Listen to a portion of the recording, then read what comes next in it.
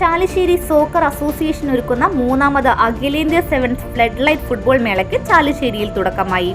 വേങ്ങാട്ടൂർ മന Narayanan Namboodiripad football മേള ഉദ്ഘാടനം ചെയ്തു. അസോസിയേഷൻ കൺവീനർ MM അഹമ്മദ് ഉണ്ണി പതാക ഉയർത്തി. സംഘാടക സമിതി ചെയർമാൻ VV ബാലകൃഷ്ണൻ അധ്യക്ഷനായി. വിശിഷ്ടാതിഥികൾ ടീം അംഗങ്ങളെ പരിചയപ്പെട്ടു. രാത്രി മെയിൻ റോഡ് മുതൽ സെന്റർ വരെ വിളംബര ഘോഷയാത്രയും ഉദ്ഘാടനത്തിന്റെ ഭാഗമായി ഫാൻസി വെടിക്കെട്ടും നടന്നു.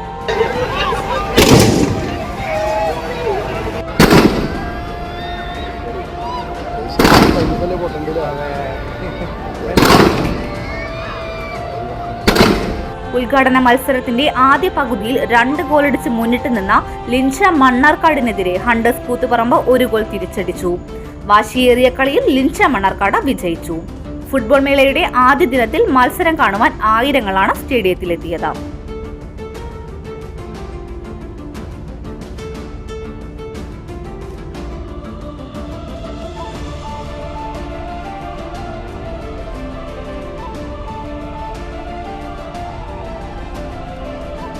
CNTV ചാലിശ്ശേരി.